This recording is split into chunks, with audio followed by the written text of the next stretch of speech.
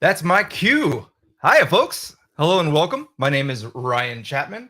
I'm the author of SANS Forensics 528, and I get to be once again your host for another episode of the SANS Wait, Just an Infosec livecast.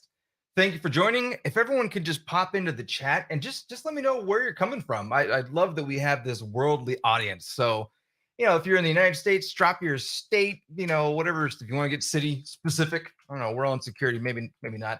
But if you're coming from around the world, is it morning? Is it midday? Is it night, overnight? Where are you coming from? Let us know. I'd love to hear from you. We have a great episode today, very similar to how the show runs. This is a bit of a variety show, if you will.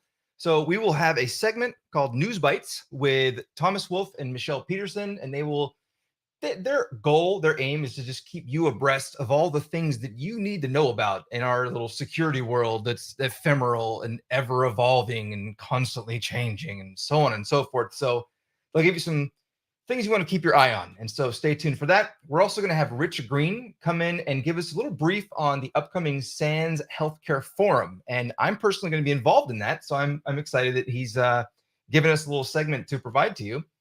Our feature segment today, I will, as usual, when I host, I have my co-host, Mary DeGrazia, a fellow SANS instructor.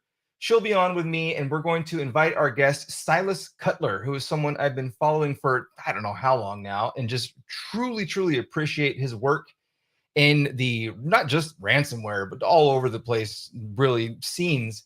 He's going to be talking about basically tracking, and not just tracking, but finding, like scanning for and finding and tracking threat actor tooling and repos of tools and the tools that they're using, identifying them out on the internet and saying, hey, you're the info stealer tool that we don't like. I want to learn all I can about you, essentially. So it's going to be a good time with him. We're also going to have, as usual, our question of the day. So I hope that everyone is excited and ready to get to this. There's a lot of a hubbub, if you will, in the news right now about some big, let's just call it high-profile attacks. And so we'll be tapping into those very shortly in our News Bites segment. I see here that we have folks coming in from all over the world again. I just love it. From India, we've got folks coming in from Seattle, Saudi Arabia, Pakistan. I love that. Nairobi, well, that's really cool. So, all right, I am here in the sunny state of Arizona in the United States, and our temperatures are just now dropping below 110 degrees Fahrenheit. So hopefully some of you have better weather out there, and we're starting to get ours now, and that excites me. And you know what else excites me is our News Bites segment for today. So I'm going to go ahead and kick it off. We're going to let Thomas Wolf and Michelle Peterson take it away. Thank you. Good morning. I'm editorial contributor Michelle Peterson here with my colleague, I guess, Thomas Wolf. Morning, folks. We're going to discuss some of the big news from the past week, and there's been a lot going on. We're going to do something a little different. We're going to focus on one big story, but I wanted to mention a couple others that I think you should take a look at. One of them, I would encourage you to take a look at Microsoft releases September 2023 Patch Tuesday, which included fixes for 66 security issues across a variety of its products, 5 of which are rated critical. So definitely worth looking at and making sure that you are patched accordingly. The second item I want to draw your attention to is that CISA has released an open source software security roadmap as part of its efforts to harden the broader open source software ecosystem. So you can please head to sans.org/newsbites to read up on those stories and much more. But now we'll shift focus. We're going to talk a little bit about the story that seems to be all over the news, and that is the hack on Caesars and MGM.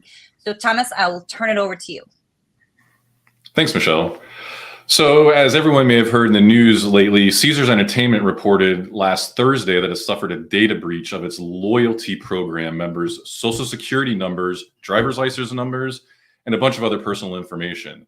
This has affected hotel room key cards, slot machines, ATMs, people being able to cash out their winnings, many other issues.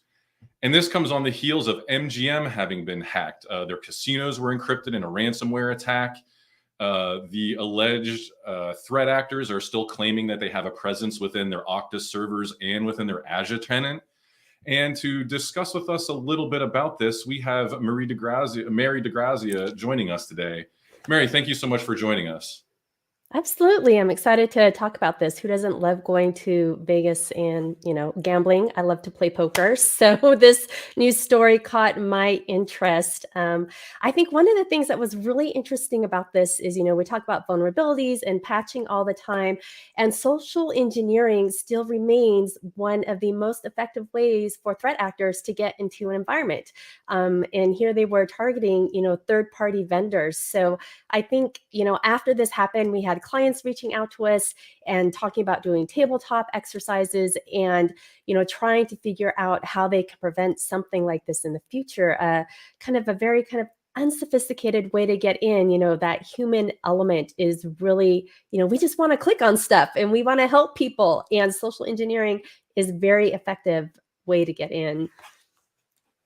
And so it really does seem like it's the human element, which again and again is the weakest link. And you talked about some companies coming to you and asking you for tips on prevention. Is there anything that you could detail to us, just a general for the audience? Yeah, I think, one of the challenges here is in supposedly both of these, it was a third party company that was involved. So I think a lot of times when companies are looking at testing their security measures, it's usually internal. And the question really becomes, how do you handle those third party vendors? Sometimes there's contractual obligation, like they're not really in your purview. You're not training those employees. So I think it's really critical for companies to take a look at their third-party vendors and work with them. And maybe as part of setting up those initial contracts, have some accountability when it comes to these type of things. Yeah, it seems like it could probably be really easy to overlook a lot of these finer details in the SLAs that you need to set up with those third-party vendors. Absolutely. And so as far as ransomware, to pay or not to pay, what do you think? We know that Caesars did pay, and what are your thoughts on that?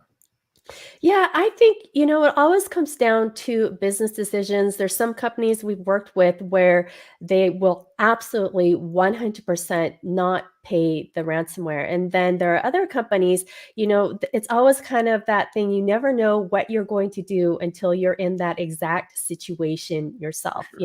Did they get that one database that has, 10 years worth of information for, all of your clients that is basically, you can't put a price tag on that? Or is it just simply a situation where you have to rebuild some servers and you're looking at a couple of weeks? It's a very difficult decision to make. And I think it's one of those ones that's always an interesting discussion point, because ethically, if we keep paying the ransomwares, that's, not the motivation for them to stop doing what they're doing. But unfortunately, if you're looking at it putting you completely out of business, what do you do? Absolutely. And can you speak a little bit about the timeline involved in negotiations if and when that the business does decide to reach out to the attacker? Yeah, it's really interesting because, one of the things that we need to explain to clients when they come to us is just because you're going to negotiate and you're going to pay this ransomware doesn't necessarily mean that you're going to be up and running right away. Very rarely do you reach out during those negotiations and within the first 24 hours, you have settled on a price and, you're getting the decryption keys and the software. Sometimes it can be days or weeks to go through the negotiation process itself. Your cyber insurance policy might cap you at a certain amount, or they might want you to go through these negotiations and not pay that, initial price at first. And even then, once you do go through negotiations, you have to get the keys, you have to start decrypting. These threat actors, their bread and butter is getting into the environment and, encrypting files. So sometimes the decryption software you get, this isn't, software that necessarily has a whole support team behind it, rolling out patches and upgrading it. So the whole process sometimes can take weeks from the times that you start that negotiation until you get the decryption keys and the ability to start going through the decryption process as well. So, unfortunately, just paying the ransomware isn't always the quickest way to get up and running in these instances. Very interesting. Mary, thank you so much for your insights. I really appreciate your time today. And audience, what do you think? Let me know your thoughts about this in the chat. And I'm really interested in your thoughts. Mary, thanks again. You take care and have a great day. And that's it for News Bites today, folks. Don't forget, you can check out News Bites. It's a twice weekly newsletter at sans.org/newsbites. Ryan, back to you. Awesome. Thank you, all of you, Thomas, Michelle, and Mary. Much appreciated. Just some quick notes here. There's social engineering attacks that are circumventing multi-factor authentication, MFA. And we're also seeing smishing, which is SMS-based phishing. So, phone, text message phishing. A couple of things that folks may not be aware about is that many organizations don't have a mobile device management, an MDM platform. If you do happen to have one, look into its ability to function also as a VPN, essentially. If you have a VPN and you can put that on phones that you've provided to your employees or BYOD devices, if you're able to use a full tunnel, you have much more protection for some of these smishing links that are sent out.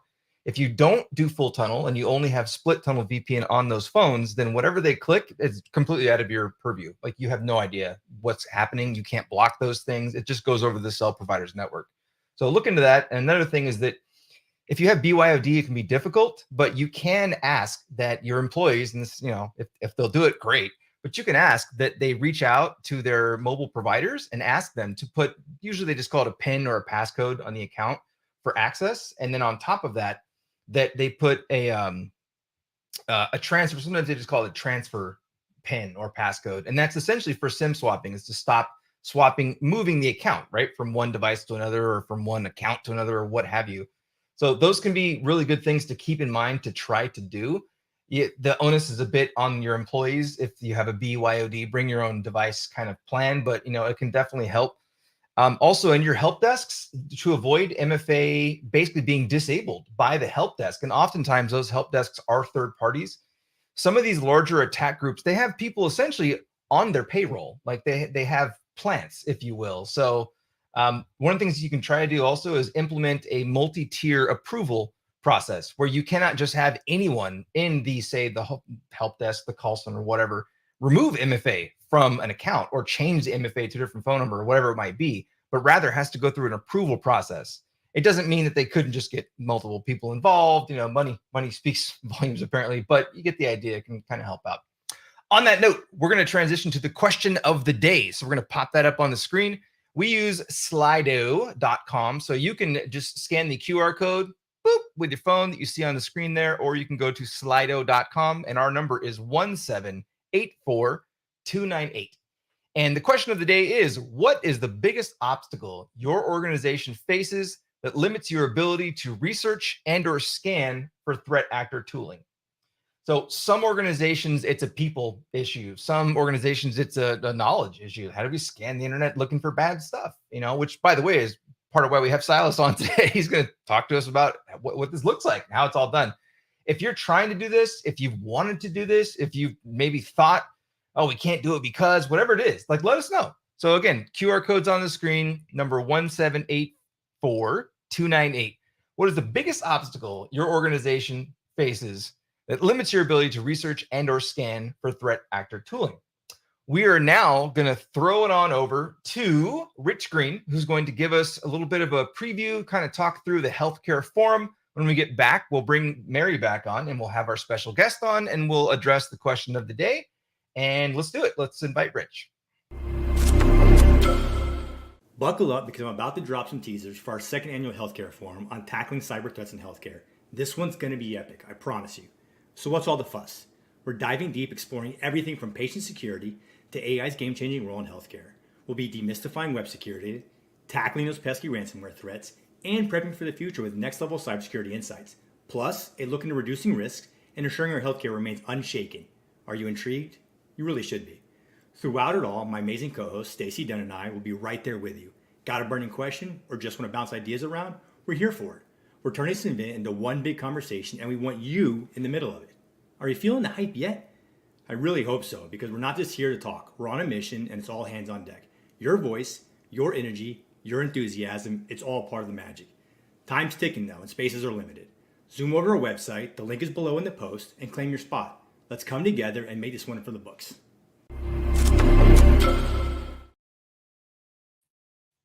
Awesome. I had to click my unmute button there. So if folks are not aware, healthcare, if you're not aware, is one of the more important things that we humans deal with. And one of the issues that we have is the cyber threat to healthcare, potential loss of human life. SANS takes healthcare security seriously to the degree that the reason that I am an author for SANS as opposed to an instructor for the reverse engineering course is because a bunch of healthcare organizations, large organizations, reached out to SANS and it was like, hey, we need to secure, right? And the response to that was I did a number of Ask an Instructor talks for them. And it was very deep and detailed and oriented. And they started realizing, wait a minute, we really need to get more folks trained up on ransomware and what this threat can be like. And the forum's not just about ransomware. That's just my little thing, right? I actually will be doing a fireside chat at the Healthcare Summit. So I'll have my little piece there. It should be fun. So come check us out. On that note, I'd like to re-invite our co-host, Mary DeGrazia, onto the screen. Hey! So folks, again, my name is Ryan Chapman, and I'm the instructor author for Forensics 528, Ransomware for Incident Responders. And this is Mary DeGrazia. We go back quite a ways now. And so whenever I host these episodes, I have Mary on to hang out with me. So Mary, how you doing? Good. How you doing, Ryan? I've been not too far from my neck of the woods, which is nice. Yeah, are you enjoying the weather? It's not 110,000 degrees out.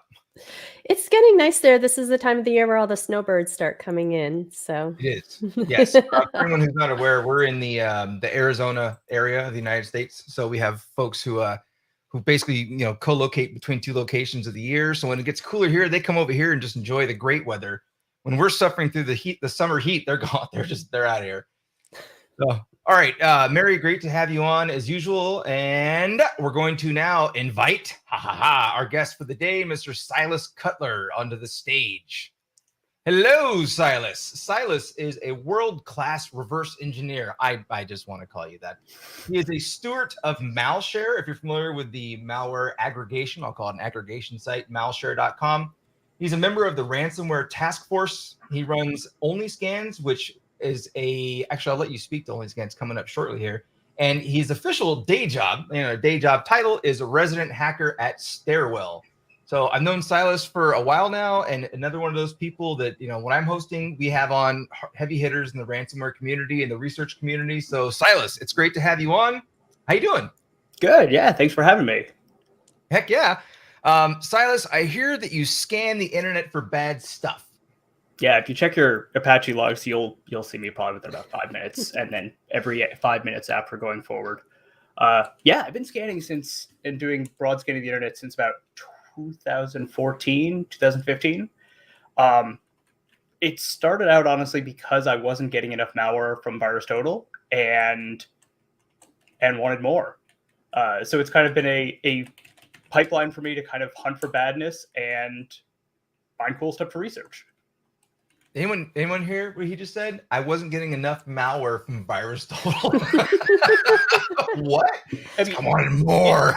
In fairness, what I used to do when I couldn't sleep and had terrible insomnia is when I had a bash script that would pull the last batch of files from VirusTotal of the last 1,000 files, and I would just kind of like sift through and catalog and sort them just as a way to practice the kind of routine of like file triage. But that gets really boring really fast. And there's only so many times you can look at standard libraries and things before you got to move on to more fun stuff.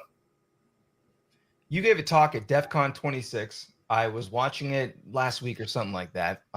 Just, internet stalking you because I hadn't seen that one. And you made a comment. You're like, yeah, I have, it was like 99.9% of everything that's been on pastebin.com. And I was like, what? Oh, What is that? I haven't even thought about it. So that was a project I started, I think in like 2011, just to scrape pastebin kind of for the curiosity of like, what can I find in this big trove of data that's getting posted? And there'd been a bunch of research others had done as well, calling out like, hey, there's data leaks and things like that. But yeah, I still run that code. Actually, I still have the processor written in Perl as well. Still fetching pastes every day. Fantastic. Okay, now before I forget and we get too deep into the awesome things that you do, and then I'm dying to learn more about, can we bring up the question of the day results? We'll see if we get a little word cloud action here. Hey, there we go. All right. Management has conflicting priorities. Oh, goodness. We in security, a lot of our research projects that we want to do and we think and truly believe or know are super important. You get the idea. A disorganized team. Well, yeah. And I guess team silos there. Not enough people, not enough resources. Same deals. Mary, what do you see there that tickles your fancy? I think the tools, the not enough resources, I think all of those are something that we can all relate to. I started out in the IT industry and worked my way up into doing digital forensics and incident response. And it always seems that there's not enough people, not enough hours, and not enough time in the day. You're asked to do a million different things, your focus, and you have to prioritize what gets done. So I think all of these are very relatable, and we all run into them into this industry quite a bit. Silas, what do you see there? Oh, was that our team, or is that just more people were like, yeah, not enough people? I actually liked the funding one a lot. And I like the funding one because I don't know if any of my projects actually have sort of there's a couple of my projects have some long-term support, but for the most part, most of my projects are done without any funding. At one point, all the scanning stuff was back to a couple like Dell desktops underneath my desk. And I'm going to really pretend that a lot of infrastructure mine is not run in the same way.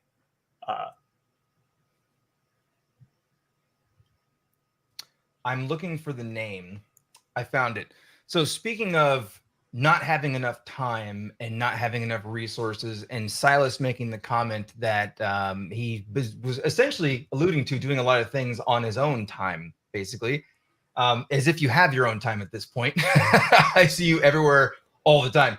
So I would like to just shout out to Silas. Congrats for receiving recently the President's Volunteer Service Award that was provided to Silas because of his ongoing, we'll get a little clap. I get a little clap going for his ongoing, the servitude to the community and pushing forward with that. So congrats on that, sir. That was really awesome to see you receive that. It's been awesome. And the thing is like you get out what you put in, and like the community is awesome. And there's no other group that like people in this space are the ones I want to support every day.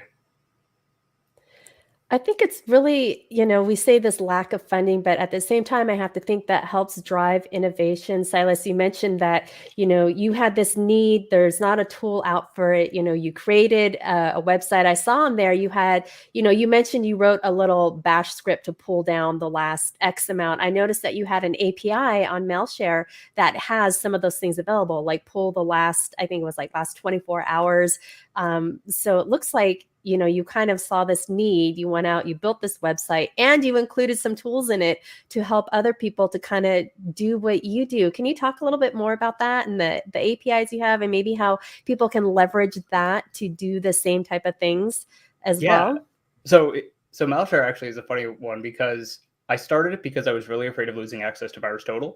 I had just been in my first research job, had access to a huge amount of data that I'd never had before.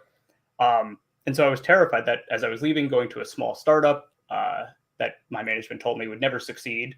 And now it's weird seeing CrowdStrike everywhere. So I went to the small startup, was worried I wasn't going to have access to malware. So I started it myself. And the thing is I tried to build it for what my needs were of some of the really basic tasks. And like, it's a malware repository. So being able to download things, upload things. And then some of the features kind of have come over the years as a natural progression of things. Listing all the samples is fairly database intensive. So I've kind of tried to reduce that a little bit more and more. There's kind of a wild one that I've actually that I'm about to put out. Need to finish writing the PHP code for it. But I want to enable anyone to remotely disable someone's API key. So when you register on the site, you get an API key.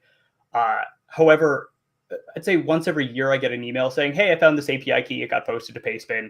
And I'll notify the admin, delete the key. But that's a task that I think anybody should be able to do. And if anybody else has a key, being able to remotely and fully authorizing anyone that if you hold the key, you can disable that key until I turn it on, as a way to help others protect each other. But it's also kind of a fun canary because I'd love to see more other providers offering a similar type of security API endpoint where if someone finds API keys and wants to notify the company and help protect someone whose keys might be exposed, they can remotely notify and disable. Don't you just use the key and send like 10,000 requests every 2 seconds? And oh my God. I mean, I see all kinds of, and actually one of the things I really love about the site is I love watching people abuse it. Just because like they're always little cheap hacks. They're always somebody just trying to abuse quota or something. No, the site's not running WordPress, so calling all the standard WordPress stuff doesn't work. But it is always really fun watching someone create like 6 or 7 accounts and then start trying to scrape the site. And then a bug happens where the same hash gets queried hundreds and hundreds of times. And you can see like, oh, their script broke and now it's just sort of carried on over time. Yeah, little fun hacks like that. Especially when they could have just emailed and I would have given them an unlimited key. Silas, can you give kind of an overview, a breakdown of what internet scanning is all about? You know, you can talk about scraping or actual scanning, and then just maybe speak to some of the tooling and kind of the overall purpose first. Yeah. So my scanning work actually started out when I first started out, I think I called it Meta Intelligence. I then renamed it because there was a company in DC that had the same name, and filed a cease and desist. Though absolutely awesome folks. So renamed to Project 25499, which was just a random number to not get sued. And now I've been calling it Only Scans. And I mean, it started building off of some of the work that I was doing on a day-to-day basis, like doing reverse engineering. And one of the kind of weird boundaries that I've kind of always seen placed on researchers for a variety of reasons is like where the line is of where you're allowed to research. Like, are you allowed to run a sample that reaches out to an adversary's control server, checks in order for you to be able to see what a full connection in the protocol is between a client and server? Some people's limitations are they can't even do that. But given a lot of freedom that I have and have had, I started looking at this as, well, if I'm letting the sandbox connect to it and I'm already doing the analysis to the degree where I can write an emulator or something that replicates like the check-in process, can I sort of take that to the next level? So if I can speak the protocol of a piece of malware, can I then use that as part of sort of a broad scan of the internet? Because if a server responds to a request to check in for Sliver, the pen testing tool, if it responds to a request that a Sliver server would respond and responds with the correct data, it's likely a Sliver control server. And so it's been a really interesting thing that I've spent a lot of time now trying to understand more, because fundamentally it is an entire conceptual shift in how some research is done. You're still doing the same fundamentals and the same basics, but instead of starting with something like a firewall alert or something where you know that this is a relevant to your org, it starts with the idea that what if we could find everything, every single Cobalt Strike server or every single Sliver server, and then filter down from there, and start to kind of like tell stories from it. Because even within really, really common pieces of malware, there are these really interesting, nuanced settings that when you look at the sum of all of the servers out there and you say, okay, this setting is really common, but this one is only used on these 3 servers, you can start to put together these little clusters that are reflective of probably an actor running a couple of control servers and managing a whole series of accesses. And then start to kind of try and understand the stories from the reverse direction. So if you understand what their footprint looks like, you can start to look into who they're targeting and start to try and understand what's actually going on. Quite often I run into people like pen testers. I do a lot of security notifications to pen testers who accidentally leave data exposed. But it starts to become really fascinating because even with a lot of sort of the nation state groups having migrated to commodity tooling that everybody is using, they still stand out sometimes. And sometimes it's those little tiny tuning and tweaking they do that reveals far more than they intended. So I think the example that's fairly common is used to work for a group called Blackberry Silence, and they put out a book, Finding Beacons in the Dark, I believe is the name of the book.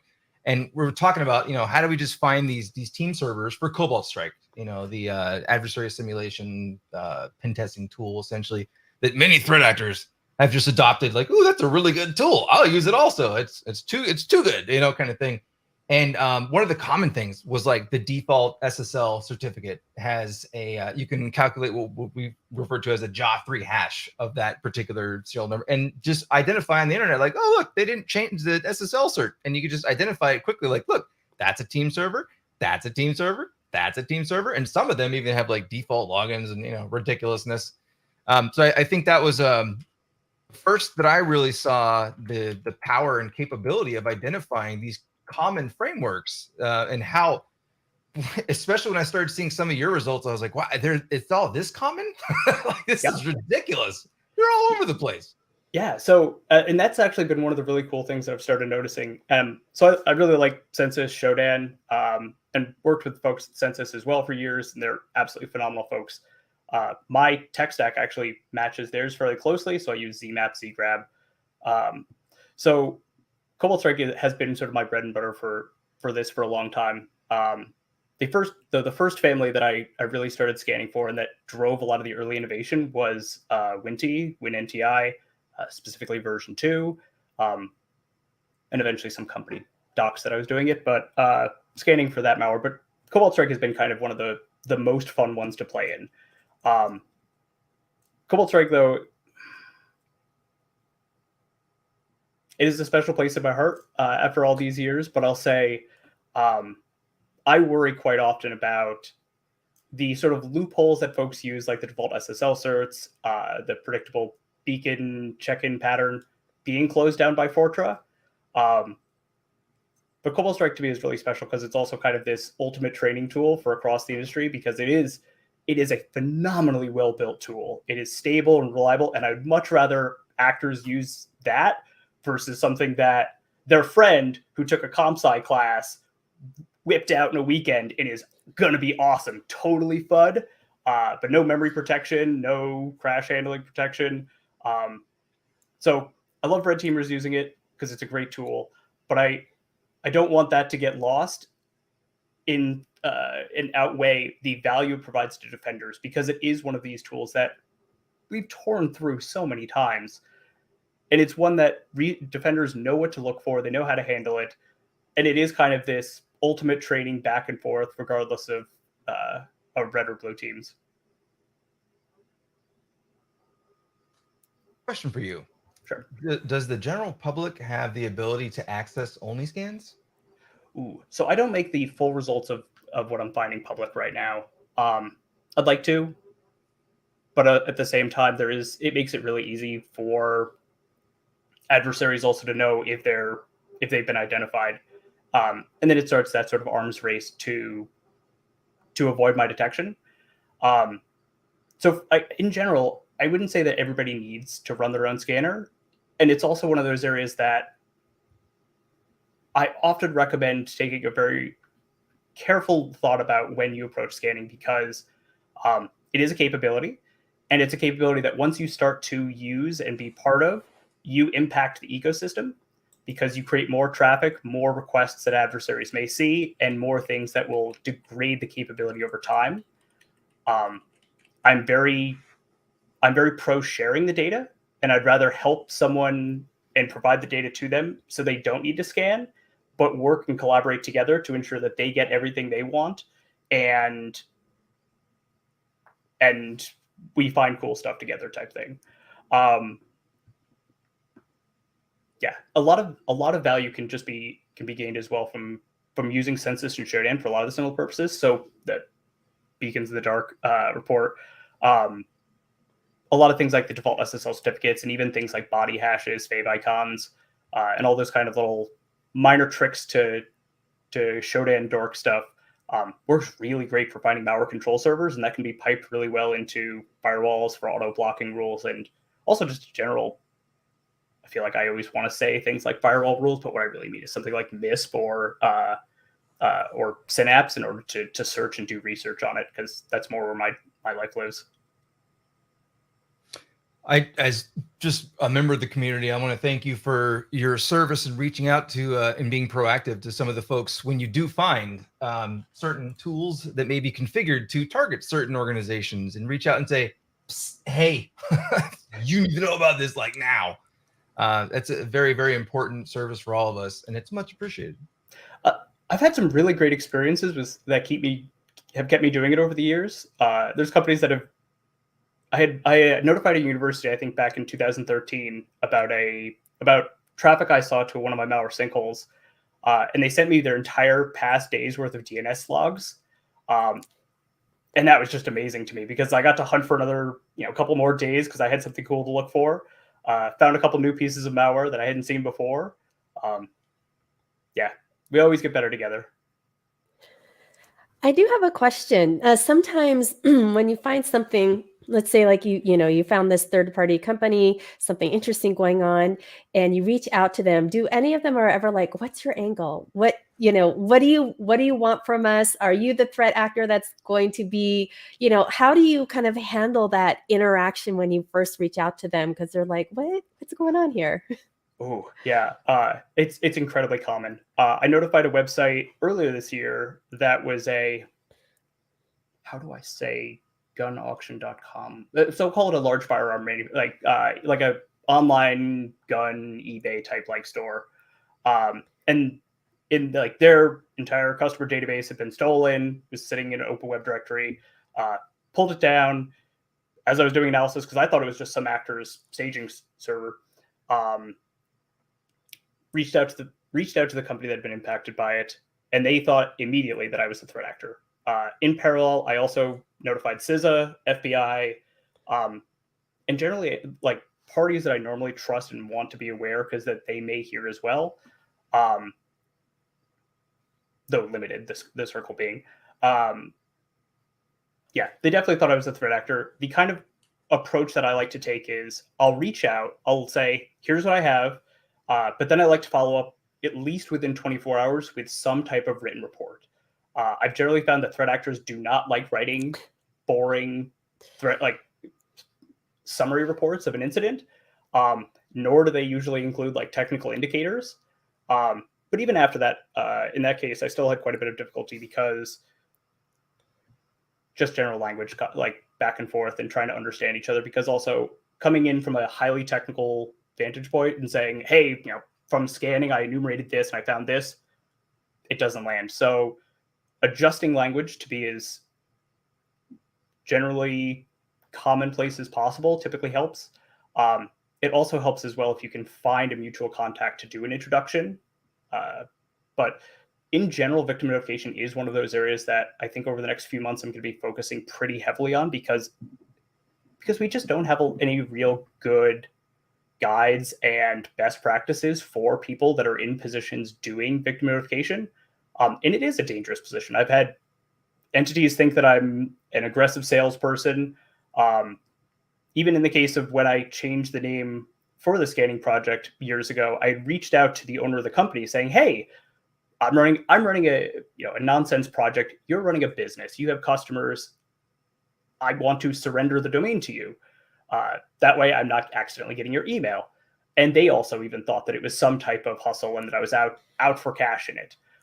It would have been really nice if they covered the like domain transfer cost of like $5, because that's generally the budget ranges that I work with for things.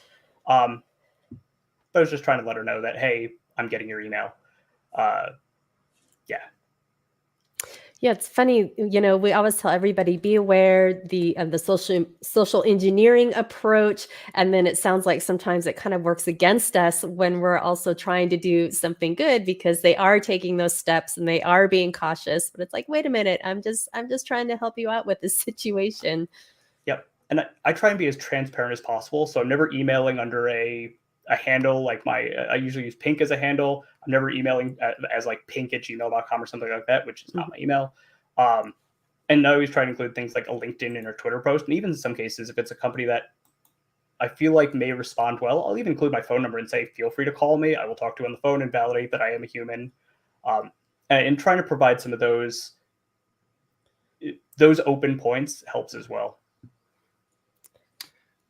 You mentioned Open Directory, where the data was being staged, I guess, or stored, and that made me realize that I want to talk about Open Directory scanning, or finding open directories. So for folks who are not aware, the general concept of an open directory, and many times it'll even be web-based, but will just be on a website. You just randomly find that there's a directory open of files that just all the file names are enumerated, and you go boop boop boop and start clicking down, and you'll sometimes find directories with AnyDesk installers, and then I love AnyDesk. They did a great thing recently with a bunch of hackback. I just disabled the keyword for AnyDesk yesterday. I'm not picking on AnyDesk. I'm just saying, like, some of the ransomware groups love to use AnyDesk because it's too good. It's too good for yourself if they adopt it. So you'll see like the installer for AnyDesk, a bat file to install it, a bat file or a PowerShell script to like uninstall common EDRs or whatever. Sometimes you'll see an actual ransomware encryptor also just staged there, but you'll see like, AD find and a couple other tools and things of that nature. And it's essentially just the repo that these threat actors are like, right, I'm going to store my stuff there. And then when I break into the network, I'm going to bring my own tools. And it's referred to as BYOT, bring your own tools. And they're like, my tools are right there. I'm going to bring them down. You think they would secure those, but many times they don't. So can you speak to what that's like for you when you find those and how that can help out with research? Yeah. So I am scanning for open web directories specifically. So open web directories, typically web servers. There are some cases, and there's been some research into things like rsync, and even technically some people consider like anonymous FTPs open web directories. For most of my scanning, it's all web side. If you stand up like an Apache or an Nginx server and you delete all the HTML files in the web root, Apache's just going to serve the folder and be like, hey, here's what I have in my web root. And so that will progress also even down into things like subfolders. So I only look at whatever is serving an open web directory at IP address / So not really going any paths deep, because that starts to become a infinitely complex problem. When I first started out, I tried just let's save everything. And I think I made it about 15 minutes before my hard drive was full. And none of it was useful. So I'm specifically looking for doing a file name search based approach. I'm going all out with the details on this, just because I feel like the capability is pretty much easy. So keyword based approach, things like Cobalt Strike, Metasploit, and about 50 others. If they pop up and they're in a open web directory, saves the whole thing. And then it's sort of a rush each month to do analysis as fast as possible and to see what I can find. Keyword tuning is one of those things that gets really careful with this system. And for others out there that have started companies in the past month to do this type of work, I feel you on the keyword hunting. So I removed AnyDesk actually yesterday as a keyword, because AnyDesk being a really common tool, and I'm not looking for AnyDesk the company, I'm looking for files named anydesk.exe, any.star.desk.exe. But unfortunately, I was ending up with terabytes of Windows ISO files, Adobe installers that were downloaded from Pirate Bay, and just noise. Reddit actually has a subdirectory, are open directories, and typically leans towards like piracy stuff. But it kind of spawned from people doing things like Google Dorks for open web directories looking for movies and things. So it's one of those things where I'm always trying to be very careful to filter my keywords towards the data I'm looking for, because if I don't, I'm going to end up with a pile of data that I have to dig through in an already fairly noisy feed. I'd say about once a month, maybe twice a month, something pretty phenomenal pops up. The year breach was one of them. There was an actor that I was tracking who I'm still very curious about that was targeting Military Technology Science Center, bunch of interesting military training organizations in Europe and South America as well. Odd cases, ones that I'm still running down to this day. So it is a really interesting thing. It does create the volume of noise. Oh, and earlier at the beginning of August, the Akira, I don't want to call them Akira now, but a couple of ransomware actors who were involved in both the Akira ransomware as well as Snatch, and potentially a third. They left their home directory sitting on it. And truthfully, the most common reason that these directories get left open isn't because someone misconfigured a web server. It's because of those Python web server one-liners, where it just starts a web server on port 8000. Can't recommend those tools highly enough to ransomware actors. They will absolutely help everyone at the end of the day. They're really easy to run the command. Oh, my web server's up. I ran it in the background, and I've forgotten that a web server is now still running on my hot point. So it's a phenomenal area to dig through. It's a really cool data feed, but it is a marathon. At least there's a couple thousand I get per month that I'm digging through. But it's a cool data set. It's fun to dig in. Simple HTTP server, right? That was the old original. Yeah, definitely familiar with those guys. HFS servers too. Heck yeah. Okay, we have to wrap coming up here. So question, if folks want to start getting into scanning in general, do you have any tools you might recommend to look at, or any projects that might kind of help them out? Yep. So before I tell tools, I'll say the most important thing for scanning, and it is something that I have done since I started, is ask permission. Do not ask for forgiveness, and be transparent. When I do scanning, or I want to start scanning from a new hosting provider, I reach out to their team and say, hey, here's who I am. Here's what I want to do. Is this permitted under your terms of service? I don't want to spend a lot of time building a pipeline that's going to work somewhere only for them to get really upset. And I feel like that would be just really not cool of me. So always ask for permission. But once you have permission, Zmap, Zgrab is the stack that I use pretty heavily. I find both of the tools fairly well written. And Zgrab being written in Golang makes it pretty easy to add in new modules as well to add functionality. Awesome. Thank you. Okay, so this is the part of the show where we give you the platform for whatever you want to end with. How, what projects do you have going on? What do you want folks to know about? How can they get a hold of you, etc.? Yeah. I rarely know what my next 6 months is going to look like. I know that I'm going to be working on victim notification stuff. So if you're involved in notifying companies of breaches, less on the bug bounty side, but more, hey, there's an active intrusion. I'd love to hear more of your stories. So please hit me up on Twitter or email silas@pink.io. If this is the type of data hunt, to talk to more folks and learn about your experiences and the value you're getting out of it as well, and see if there's ways we can work together. Awesome. Well, thank you very much, Silas. It's always good to see you, man. Thanks for popping on with us.